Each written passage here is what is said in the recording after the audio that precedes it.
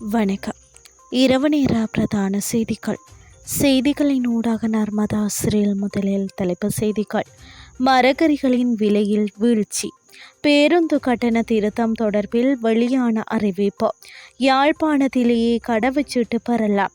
ஆப்கானிஸ்தான் நில அதிர்வினால் உயிரிழந்தவர்களின் எண்ணிக்கை மேலும் அதிகரிப்பு. இனி விரிவான செய்திகள். பொருளாதார நிலையங்களில் மரக்கறிகளின் விலை வேகமாக வீழ்ச்சியடைந்து வருவதாக விவசாயிகள் தெரிவிக்கின்றனர்.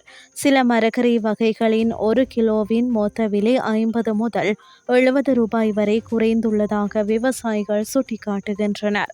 பொருளாதார நிலையங்களில் 1 கிலோ உள்ளூர் உருளைக்கிழங்கின் விலை இன்னும் குறைந்த விலையில் இருப்பதாகவும் தெரிவிக்கப்படுகிறது. இறக்குமதி செய்யப்படும் உருளைக்கிழங்குகளுக்கு அரசாங்கம் வரி விதித்துள்ள போதிலும் நாட்டில் உருளைக்கிழங்கு கையிருப்பு இருப்பதால் விவசாயிகள் பொருளாதார நெருக்கடிகளுக்கு உள்ளாகியுள்ளதாக தெரிவிக்கப்படுகிறது.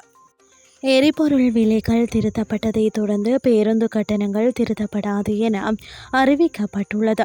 தேசிய போக்குவரத்து ஆணைக்குழு இதனை தெரிவித்துள்ளது. இதேவேளை இலங்கை கனியவள கூட்டுத்தாபனத்தின் மாதாந்த எரிபொருள் விலை திருத்தத்தின்படி நேற்று நள்ளிரவு முதல் அமலுக்கு வரும் வகையில் எரிபொருட்களின் விலைகள் குறைக்கப்பட்டமை குறிப்பிடத்தக்கது. குடிவரவு மற்றும் குடியல்கல்வு திணைக்களத்தின் யாழ்ப்பாண பிராந்திய அலுவலகம் ஜனாதிபதியால் இன்று திறந்து வைக்கப்பட்டுள்ளது. ஜனாதிபதி ஊடகப் பிரிவு இதனை தெரிவித்துள்ளது. இதற்கமைய இன்று முதல் வடமாகாணத்தில் உள்ள மக்கள் தமக்கான கடவுச்சீட்டுகளை யாழ்ப்பாணத்தில் திறக்கப்பட்டுள்ள புதிய அலுவலகத்தின் ஊடாக பெற்றுக்கொள்ளலாம் என தெரிவிக்கப்பட்டுள்ளது. ஒருநாள் மற்றும் சாதாரண சேவைகள் ஊடாக புதிய அலுவலகத்தில் கடவுச்சீட்டுகள் விநியோகிக்கப்படும் எனவும் பொதுமக்கள் பாதுகாப்பு அமைச்சர் ஆனந்த விஜயபால தெரிவித்தார்.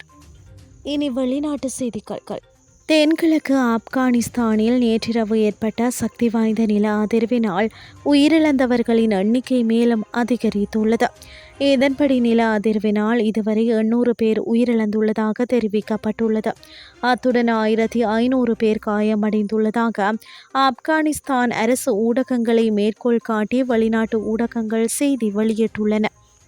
இத்துடன் செய்திகள் யாவும் நிறைவடைகின்றது. அடுத்த காலை 8:30க்கு எதிர்பாருங்கள். நன்றி.